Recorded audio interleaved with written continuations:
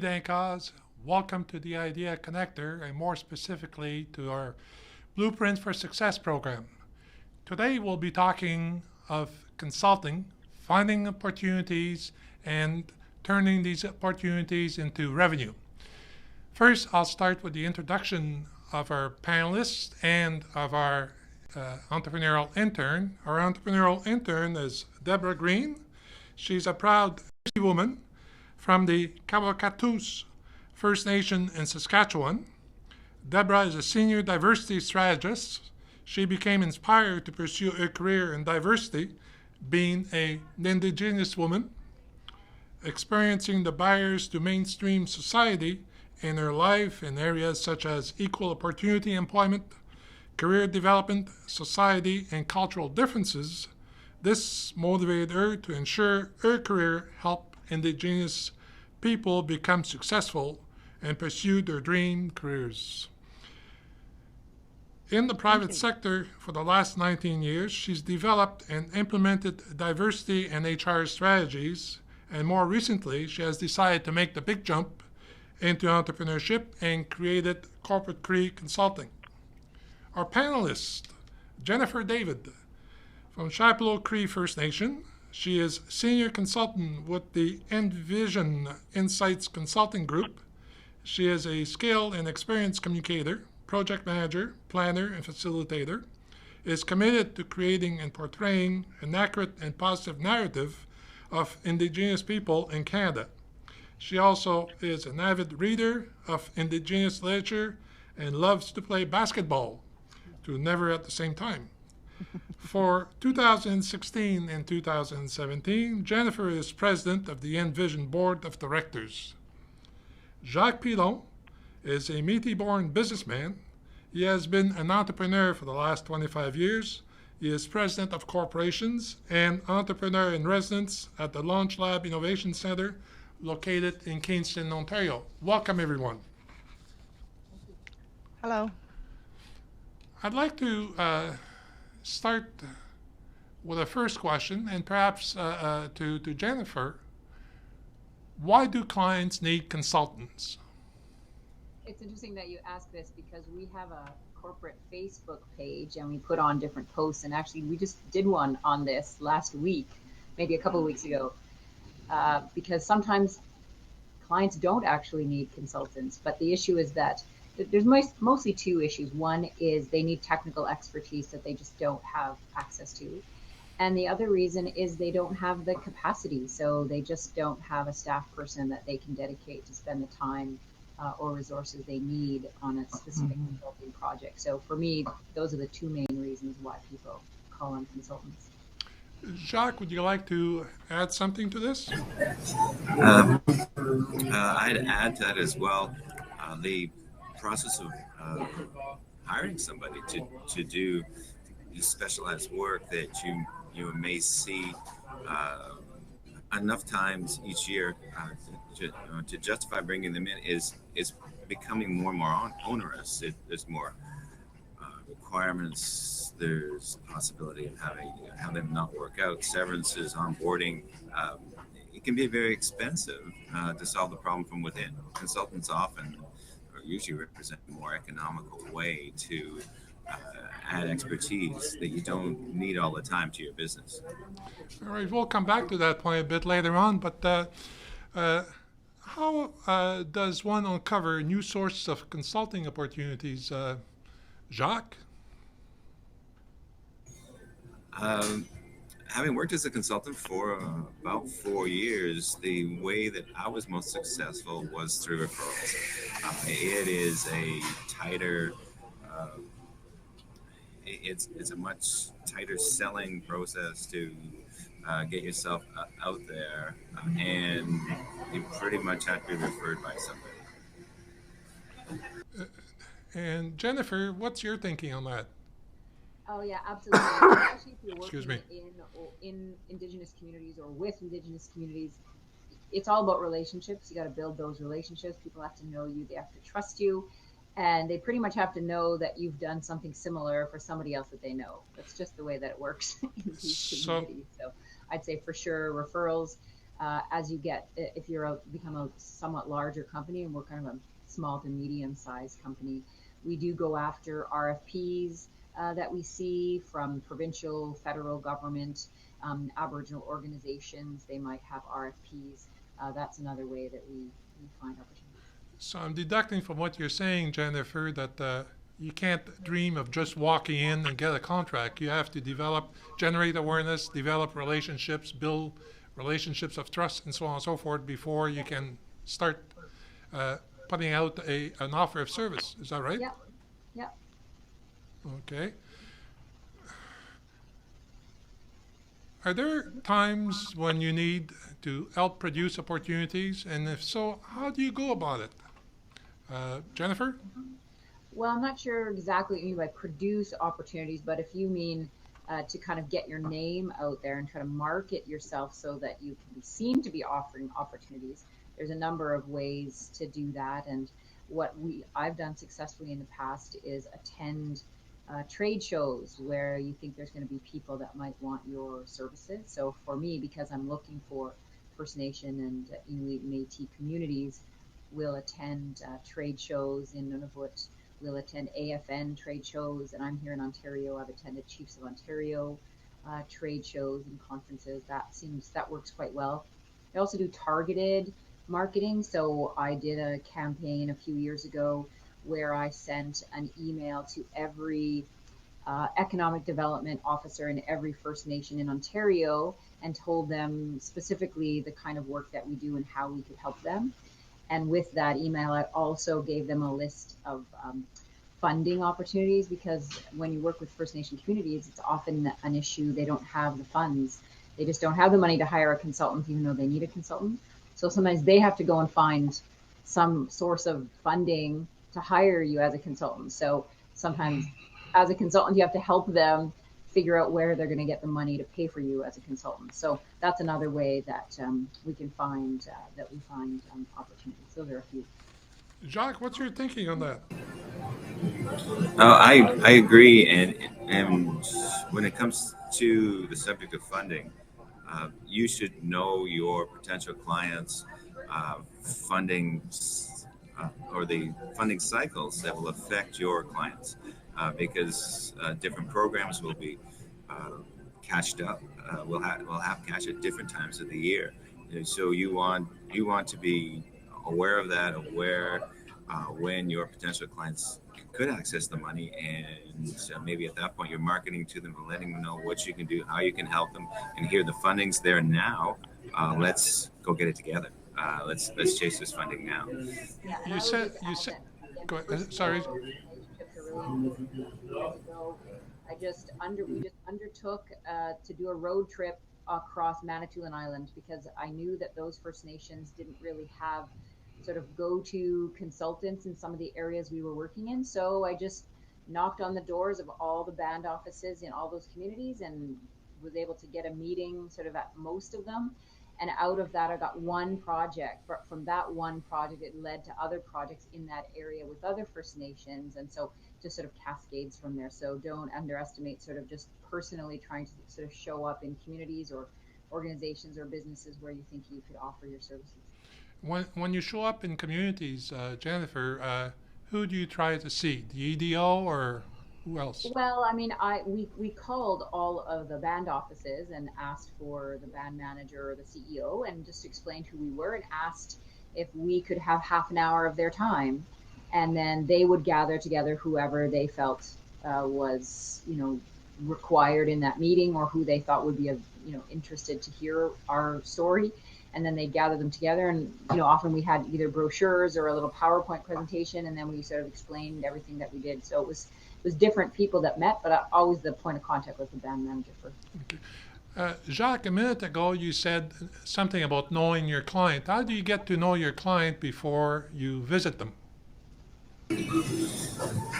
Most businesses will present you with a wealth of information on the internet.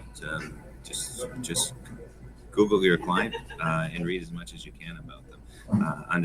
You have to understand their business, and then as a consultant, you're probably coming in to solve a particular pain point that somebody's got. There'll always be issues that are showing that somebody is probably experiencing the most trouble with a particular issue that you're going to present a solution to. If you can find that person, they might not be the decision maker, but they'll put you in contact with the decision maker because they'll make their job easier every day after you've come in and helped them with that particular issue. We know that Deb intends to offer her services also to industry and other market. So my question is, some consultants limit their search for opportunities to a specific industry or a specific market. Is it good to be so limited, or should you narrow the focus, or should you have a broader focus? Jennifer? I think that one's a hard one to answer. Again, you have to know your areas of expertise, whatever they might be, and that could dictate who your clients are. So you may want to target, corporate Canada at the moment, but is what you're offering, could that be offered to other groups, for example? So we don't usually offer our services to corporate Canada because we want to be seen as a sort of community consultant. So you don't want to be stuck in a situation where you want to be seen on the side of the community and not necessarily if they're in an adversarial situation with a company or a corporation. So we have to sort of be careful. But if your services you think are needed in corporate Canada, then that should be your first focus. And what I found in the work that we do, so in my example, in the area of communications, so I might have started out wanting to reach out, to the Indigenous communities to help them communicate with mainstream. But then also I ended up doing contracts for the government because they wanted to figure out how to communicate their message to the Indigenous community. So it was the same skill set I had, but I had to turn it a little bit to figure out how could my skills be used for the different clients. One more question, and then I'll ask Deb to ask her own questions. Can you name situations that create a need for consulting services, Jacques?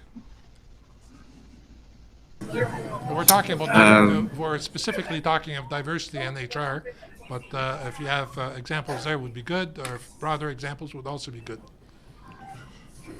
Pardon me, I missed what you said in that last sentence. Could you repeat it?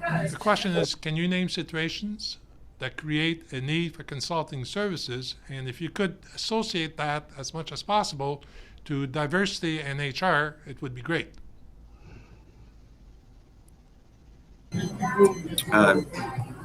Changes in human resources from a provincial or federal standard. If there's legislation, then there may be a need for upgraded software, and there may be different policies and procedures that need to be put in place because they're being driven from the province, they're being driven perhaps by the municipality. Those situations could require consulting. I'll just add to that. There's tremendous opportunity right now coming out of the calls to action from the Truth and Reconciliation Commission. Call to action number 92 is specific to corporate Canada, asking them to get more engaged, get more aware. So, you can go down those avenues too, and that creates needs for consultants who have the kind of expertise that you do in diversity. Deb, the mic is yours. You can ask whatever you wish in terms, or get clarifications of what's been said, whatever. Go ahead. Well, I just want to thank Jennifer and Jacques for sharing their experience and their knowledge with me, because that's what I need. I need some input from successful entrepreneurs, so I'm really appreciative of that. In my business, it is going to be a broader range of diversity. And in fact, that's one of the main reasons that I went into consulting for myself, so that I could be both broad in my services that I offer and also the companies or organizations or communities that I could work with. So I'm really excited, to start it. I do have already established contacts in Canada within corporations, communities, government, through the work that I did in my prior employment. So I think I have a little bit of a head start there when I start my marketing. Yeah, I think that's good. That's what I need to say. Okay. So my next question then becomes, how do you find out what business problem a company or an institutions may have? Jacques? Uh, well, going back to what I said earlier, trends and regulations, new laws, new technologies that are showing up and putting some pressure on corporations to meet a standard or to be competitive with another corporation. To be opportunities there, because everything's always it's always changing. There's always something new coming along that business will decide whether or not they have the expertise internally or they have to seek external help to implement these new rules, new technologies, new processes. So, I would also add, again, because I'm so trained as a journalist, that I keep an eye out in the media, so Hmm.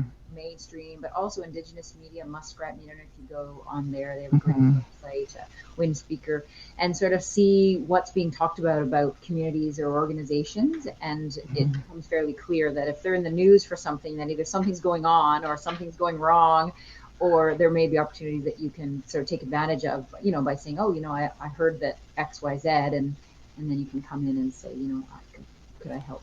Right.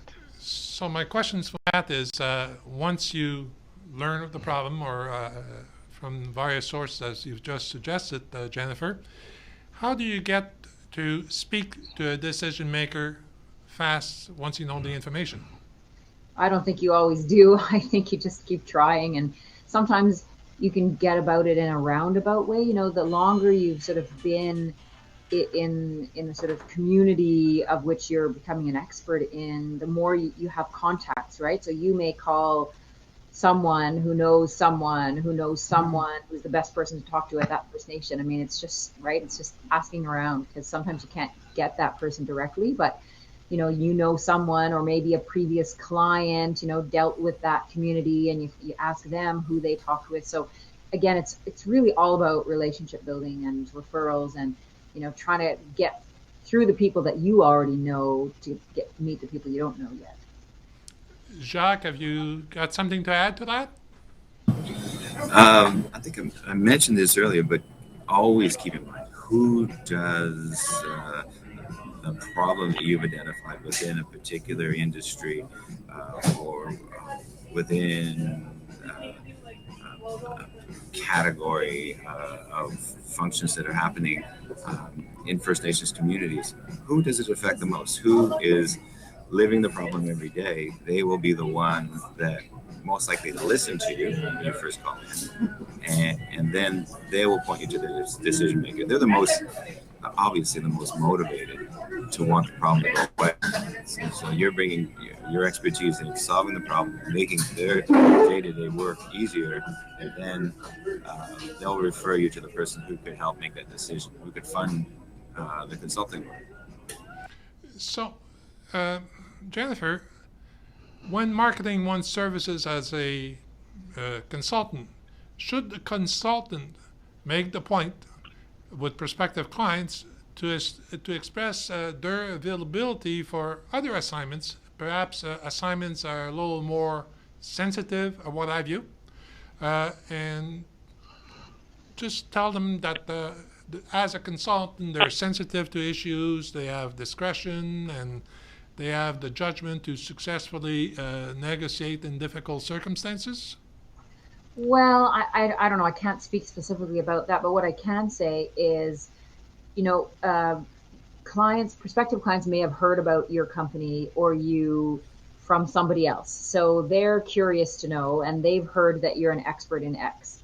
So they call you up and they ask for help in X. So you provide that help, but while you're providing that help, you realize they actually need quite a bit of other kinds of help. And I think it's well within your purview. And we've absolutely done that before, and say, great, we've given you this HR plan, but, I wonder, have you ever thought of doing an organizational review? Do you find that, your people Hmm. are in the right positions? Just letting you know that, I could help with that if that's something that, you wanted to go. So you kind of use every avenue, but in a very sort of polite, respectful way. It's not, you don't have a proposal to give to them. You just basically say, listen, just so you know, if you want more help, we've got this kind of expertise and be happy to do more work. Jacques, any comment?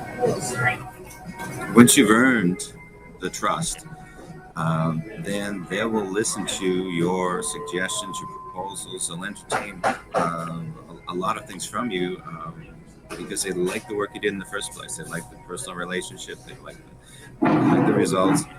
They may realize that they're pulling you in a different direction. The reason that they're pulling you there is because they like you. Deb, would you like further clarification on what's been said so far?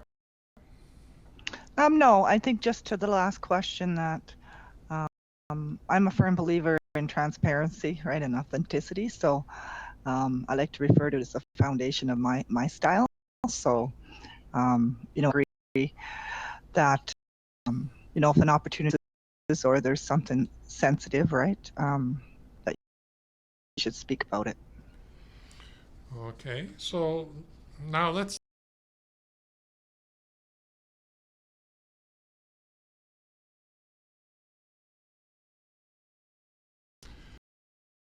question is, clients hiring consultants expect to achieve specific results within a specific timeline, I suppose.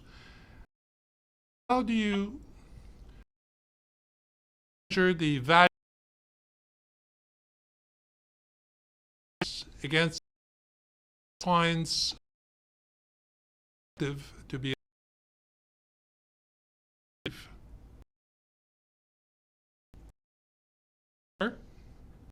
I'm not sure I understand the question. Is Well, this about how much you could charge for what yeah, I you're guess that's offering? what it is. Yeah.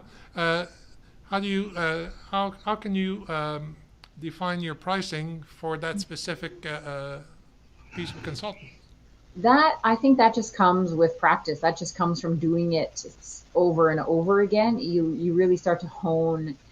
You have to basically do a few contracts first, and you need to say, I think it's going to take me X amount of days, and you divide up your project. We usually divide it into phases, and you say, okay, here are all the tasks that I'm going to do in this project. I think this is going to take me 1 day. This is going to take me half a day.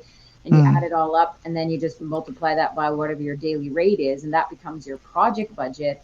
And then what happens is, you do that same thing for another client, but before you submit a proposal, you look back on the first one and you realize, I didn't budget near enough time for X. And so, you redo your budget, or you find, a specific task didn't take anywhere near as long as you thought. So you just readjust, and then you submit another budget, and then you see how that project goes. You basically tweak as you go. And then once you have bigger projects with other people on your team, again, you have to work with those people on your team several times before you know how long it takes them to do certain things. So you'll know you could accurately budget how much time they're going to need for different aspects. And you can really only do that after you just practice. You just have to have a few projects, and then you start to see the pattern. But then that means you have to track your time on all of the projects and all the different tasks, so you have a clear sense of how long it takes. You may have an idea going in how long you think it's going to take, but then the reality and really the thing that as a consultant we don't budget enough time for is basically the liaison with the client, right? Because they may just call you up and turns into an hour conversation that you haven't in any way put in your budget, and that happens every 3 days, and you've blown your budget because you've spent all this time talking to the client because they just needed more reassurance. So you need to front end that in a budget and sort of account for that, and then you'll have time for it. So, Jacques, is there a correlation between the proposed fee structure with the value provided to the client? Yeah, I'm not sure if I understand your question, Guy. Well, how do you make sure that whatever your offer is, it's in line with what the value is at the end of the line for the client? I think Jennifer said that really well. I think when she answered that last question, it comes with experience. you'll know with some larger corporations that you can charge more. Just that they charge more. So you're the way you deal with those large sophisticated corporations is that you have a large sophisticated budget project that you're proposing to them, and then the smaller ones you're going to perhaps charge less per day just to make it happen for them.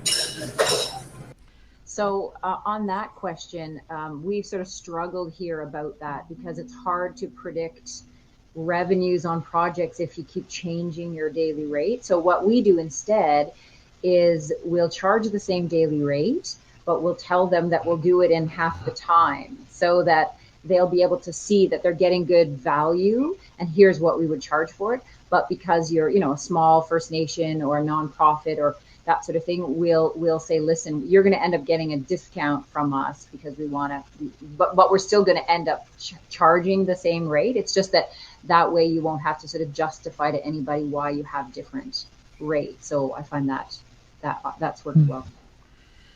So what can one do when a potential client does not realize that a need exists for the consultant services, or that same client doesn't recognize the benefits that the consultant's efforts bring forward? Well, there's only so many things that you can do, but again, it's like you said earlier. If there's a trust built, then they want to hear your opinion, and often you'll find that a client thinks it knows what it wants, but when you come in and have a look, it's up to you to actually tell them what they need, which is not always the same thing.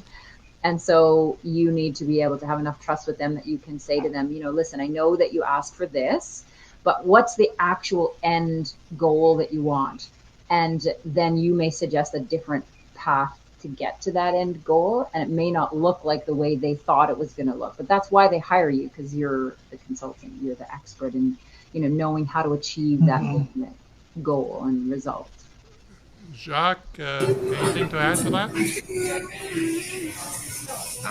I'd add referrals. Again, we've talked about referrals already, so you can never leave a satisfied client without getting a referral from them. Get it on paper. Get it on paper soon, because you never know when somebody's going to move on to another job, and then they will be conflicted in providing you with a referral. So never, ever, ever leave a referral on the table. Make sure you get it in print and take it with you. So that would help in that situation where the client doesn't know that they need your services. As well, there are white papers, and there's always university research going on. If you can find somebody who supports what you do through a research paper they've written, keep that with you. Send it to your potential client. So what's your experience, Jacques, in developing alliance with specific association to educate their members?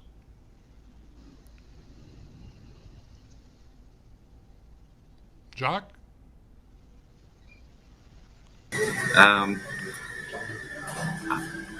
I have not dealt that much with associations in the past. It's always been one client after another when I was working as a consultant.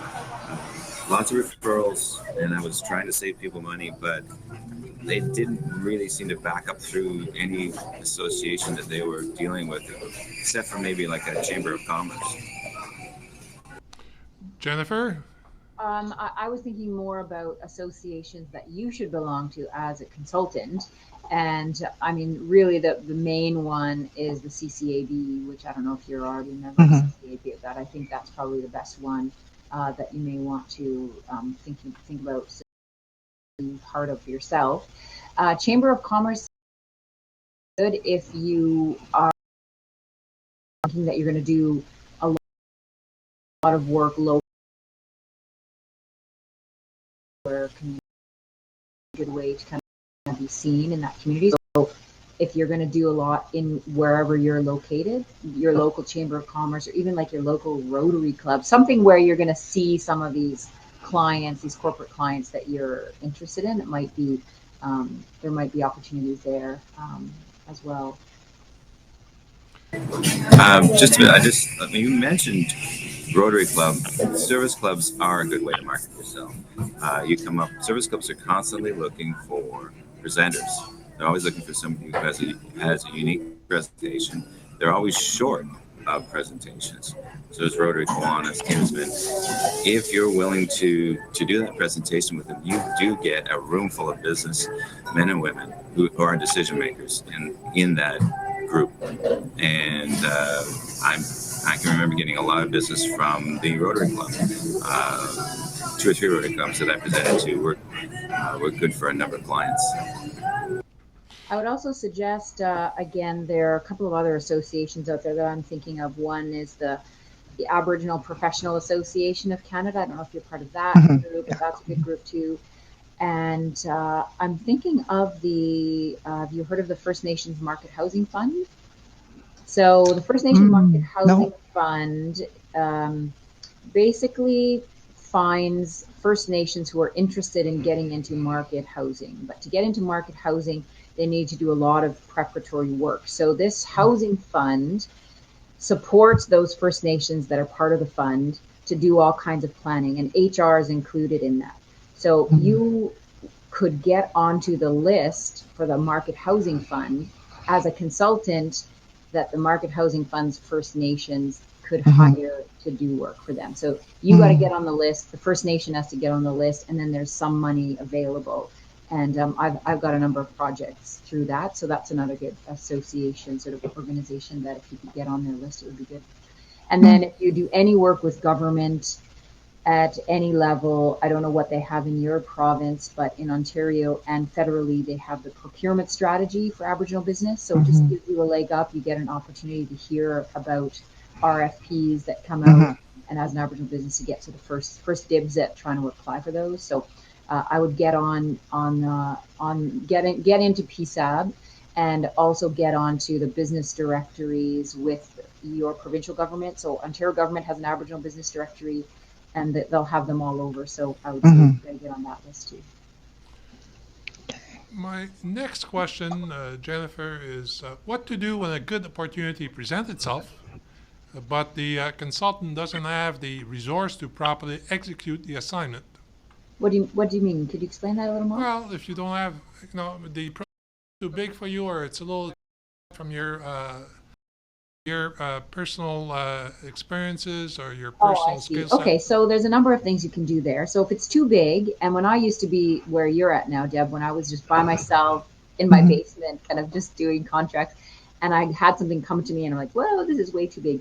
It would be good if you had an association with a bigger consulting company, somebody else that you trust, and bring it to them and say, listen, I have this opportunity came to me. The client, likes me or came through me, so I'd like to work on this, but I'd like to do it through you because we need more team members, that sort of thing, and make an agreement with that consulting company so that you can be part of that. And that goes for any consulting company, like get on their list of subcontractors or associates or whatever they call it. And in fact, you can call me after this and you can get on my list. Okay. Because bigger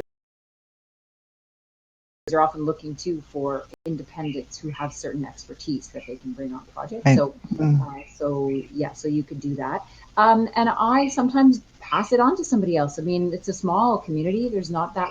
I mean, there's quite a few Indigenous consultants out there, but there's so much work that it's less of a competitive environment than it is one where we support each other. And so if I see something that comes to me and they say, can you do this? And we don't do that, or we don't have time to do it, I'll pass it on to somebody that I know who has that expertise. And then, next time something else comes, it'll. So those kind of good relationships are really important. Jacques, would you like to add to that? It's hard to add to that. I think Jennifer said it all. And I would just emphasize, do not be afraid to give away work once in a while. There's sometimes it'll come along. You really want to do it, or you have been doing it for a while. It's no longer a good fit, or it never was. Give it to somebody who can do a better job of it and focus on what you're really good at, what you really like. And sometimes you have to be aware of particular clients. I mean, I've been in situations where I've been asked by a particular client, but I'm not comfortable with that client. And so you have to be careful to not, you don't want to tell them, sorry, I refuse to work with you. But at the same time, you have to keep the integrity of, your business and your brand. So then you just can, pass it on or say, listen, I'll give you the names of a few other consultants and you can follow up. So again, you keep that relationship with that particular sort of client because everything is about reputation when you're a consultant. And, I learned early on, someone said to me, you're only as good as your last job. So your reputation is basically the last project that you worked on, not necessarily the years and years and years of work you've done. If you do one bad job and someone badmouths you, then that's what people will carry on, unfortunately. Jennifer, on that, are there times when you start working with the client, you uncover situations that are not comfortable, perhaps, but also perhaps dangerous for the consultant in terms of reputation, what have you? Are there signals that are there to detect those dangers? I don't know. That's difficult. I really think you just need. Yeah, you don't necessarily, unless you know about the client. In my example, it was a corporation that a number of First Nation communities had very antagonistic relationships with, and we couldn't see ourselves working with that particular company. But in other cases, you don't know till you get on, and sometimes it's personality. Sometimes the person assigned to you for that particular project, you just don't get along with that person. I had a project, I brought in the work. It was to do some economic development planning. And I got along really well, with the economic development officer. But then when I passed it over to my team that has the expertise, that economic development officer didn't want to work with my team because he was, younger than her, and they just didn't really get along. And then suddenly she didn't want to do the project anymore. So then you got to kind of manage relationships and put other people on the team that she wants to work with, but you don't know that till you get into it. So every project's different. And I can't say that there's sort of warning signs that you're going to get before you get into a project to know until you get into it. Jacques, what about situations where there's a power play going on? For example, the person that has hired you as a consultant, his or her job are at stake. So how can the consultant deal with that situation? Their jobs at stake, and their jobs at stake because of success or failure of the work of the consultant. Well, success or failure in not of the consultant. A larger corporation sometimes is subjective, right? That'd be a very difficult situation to deal with. First impressions. I got out of a few consulting jobs because I started the process and they went sideways right away. It didn't feel right, so I just excused myself. Most of the time I was working to save them money, and I just let them know that my preliminary work indicated that I could not save them any money. I couldn't deliver them any value, and that gave me it early on. Jennifer, any comments on that power play situation? There's a good chance that the person that's giving you the contract may be out in a few days, few weeks, or whatever, and could that have an impact on your future relationship with the community or the company? Well, this happens all the time. First Nation communities, especially, there's so much turnover, you never know what you're going to deal with. So I think the only thing that you've got is your work plan and your contract to say, listen, this is what the previous person asked to do. This is what this is what we do, and you need to do it. And you need to bring the person up to be your new contract and tell them that this is the path that we're on. And if they want to change it, then you have to negotiate and say, well, that's not the contract you signed, so we'll have to renegotiate the contract, and so that you're both happy with how it turns out. Deb, the microphone is all yours. Okay. I just had a question actually around the pricing. And I found it interesting that you both spoke to a day rate. Sometimes the consultants that I'm associated with here can charge a rate depending on, what the cost or the service. Did you decide to go with a day rate? And if so, what would be a competitive day rate you would estimate for diversity services?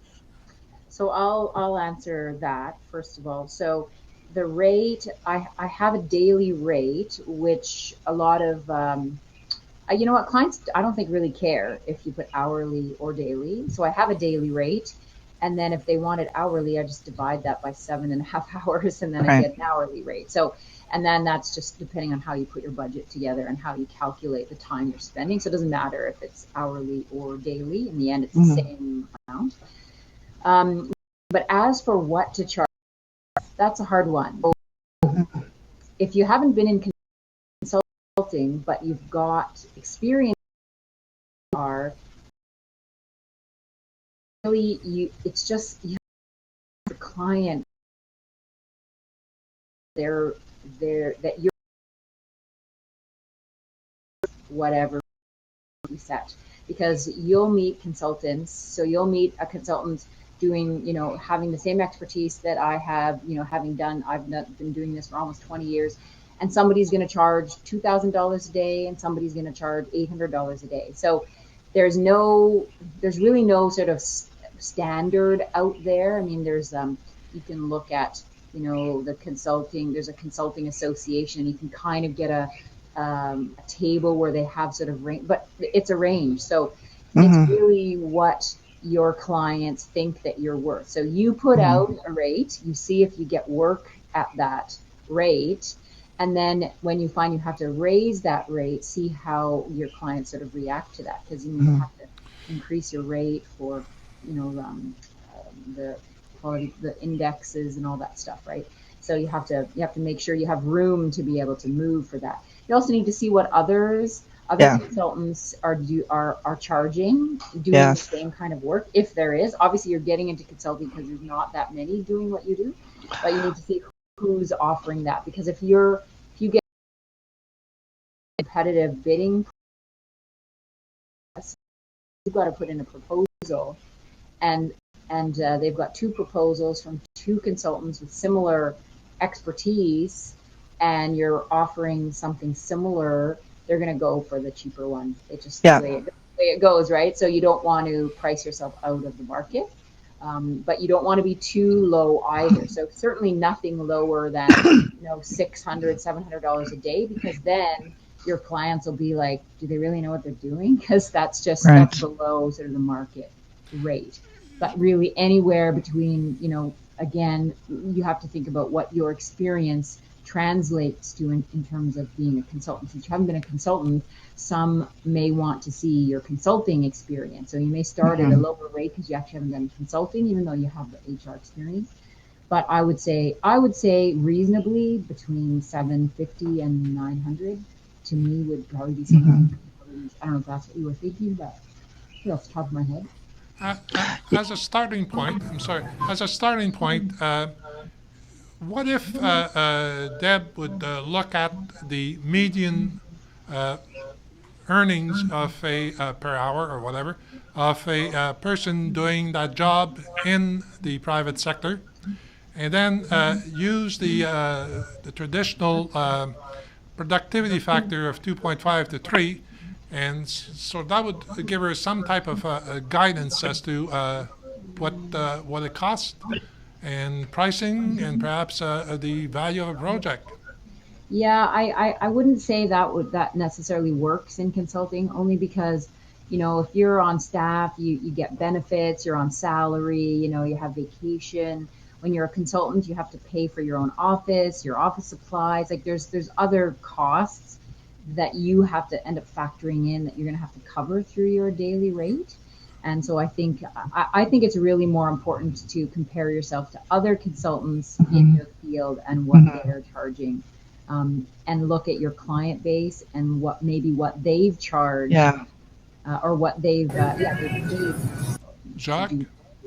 Yeah, I'd add to that that what you were suggesting, Guy, works if it's a fully loaded hourly rate. So Yeah. if somebody's making $25 an hour, the fully loaded rate is probably $45 an hour or $40, maybe 50. It depends. It varies industry to industry, and then you can take your multiply by 2 to 4 times for a consultant's hourly rate. It's surprising how it all rolls back to around $100 an hour for a Yeah. consultant in multiple industries. For computer consultants that do network building to some of the consultants I've seen that do enterprise facilitation. Deb, any more questions? Um, well, I know that in relation to one of the questions asked about affiliations, because some of my clients that I've gotten, and I haven't fully launched my marketing plan yet, so this is speaking to your advice on referrals, right? Is alliances or partnerships, so administering a contract in partnership with another consultant for delivery. And I also had in my mind to, because that might be an avenue for me to be a lot of other consultants that have expertise that I don't have, right? So we could probably in a broader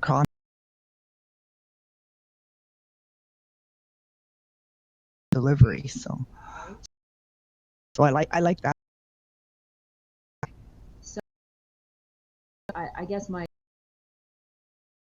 comments about that are, if you're going to put in a proposal to a client to do X amount of work, so you want to clearly differentiate between what you're going to do and what your partner is going to do, what your rates are, and all that sort of thing. But also who's actually submitting the proposal. So I don't know if you're working as a sole proprietor or if you're going to incorporate as a company. I highly recommend incorporating as a company if you want to do consulting as a full-time business. Then it would your company, or it would go under this other person's company. Have sort of be clear, you'll be paid. The client is only going to want one check to one company. So if I give you an example of how we do that, I might have a project that involves 3 different subcontractors. They don't work for us. They're not. They're all subs like you. And so we would put them, we would show them we're going to propose to the client, here work breakdown, this is what your tasks would be, days doing X, Y, Z. Then we submit that to the client, and if we do the job, what we do is we tack on onto whatever your rate is to us. So you want to say to us, I charge $700. We get the work. When I say to the client, your rate is $800 a day.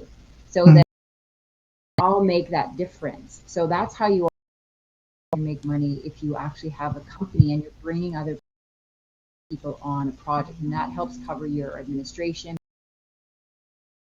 other things you need to do, but it still allows you to pay your subcontractors whatever rate they've set. So you got any extra money on it because there were both of us. We went in, we charged. It had to still go under our company, but basically we were just a flow through and we giving the other money to the other company. So you just have to sort of think about structuring how what that partnership would look like. Yeah.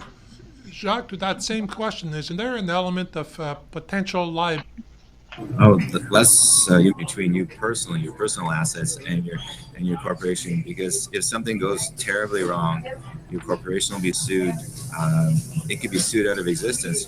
You still won't be affected personally, and you could reload, create a new corporation at some point in the future, depending on how you spun the whole thing.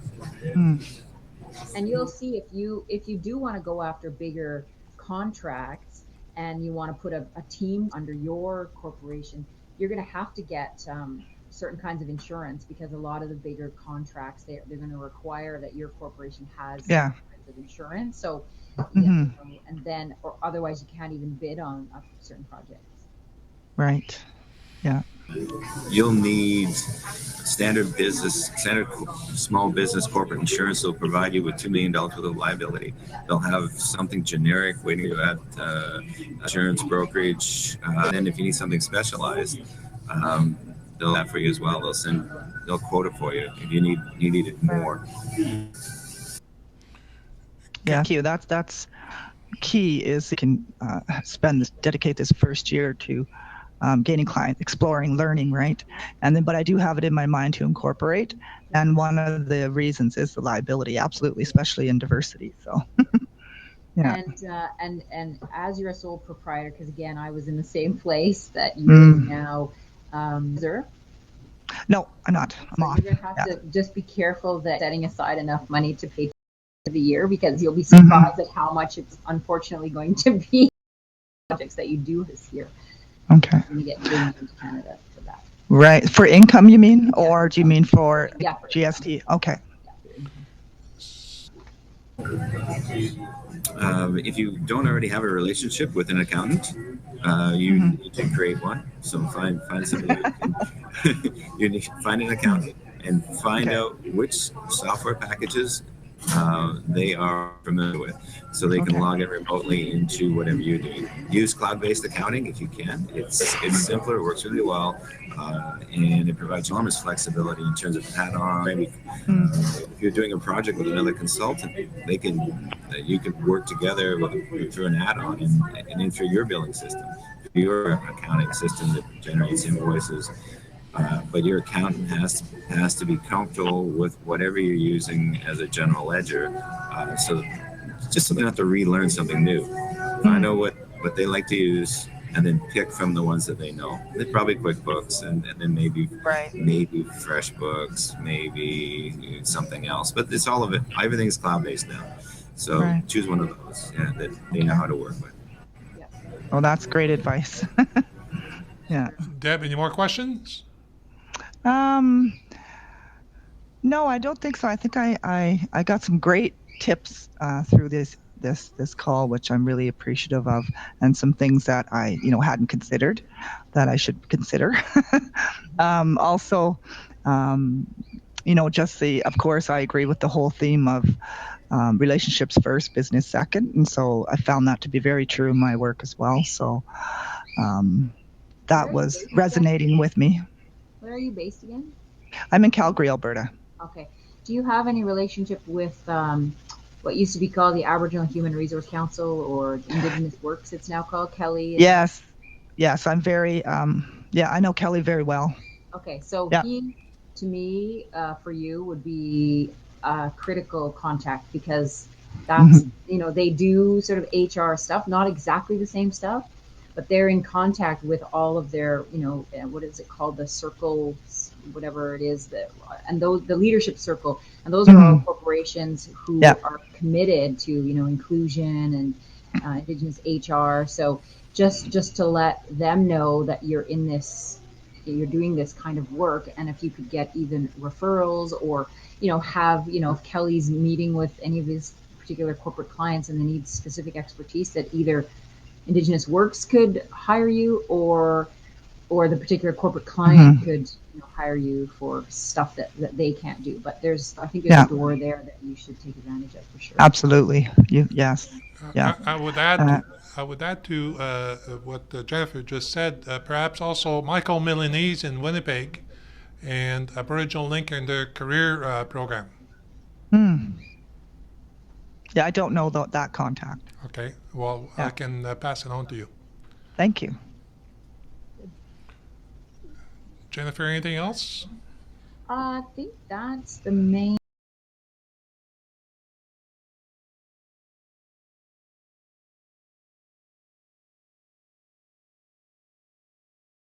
thing. And like I say, if you want to email me, Guy will have my info. Again, with your sort of areas of expertise, I do have a pretty large roster now of other Indigenous consultants that I'll bring in on projects. So maybe there's an opportunity find a project together. Jacques, the microphone is yours. Jacques? Shoot. I'm sorry. I lost my connection for a second there. Jacques, the microphone is yours. Oh, we can't hear you. There we go. Oh, there we go. Sorry. I think it was a great discussion this morning, and certainly most aspects of being a consultant came out. I'll go back to the one thing that always worked for me was referrals. That's how I got consulting work, was one referral after another. And never finish a job.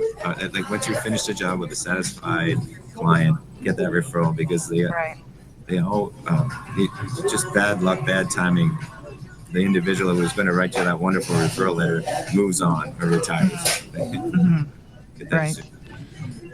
On those words of wisdom, we'll have to thank our audience for being with us, and thank our panelists, as well as our intern, our entrepreneurial intern, Deborah Green, our panelist Jennifer David, Jennifer from Envision Insight Consulting, and Jacques Pilon from Launch Lab Innovation Center in Kingston, Ontario. Thank you very kindly. Till next Good time. luck. Thank you. Thank you. Bye. All right, that's everybody.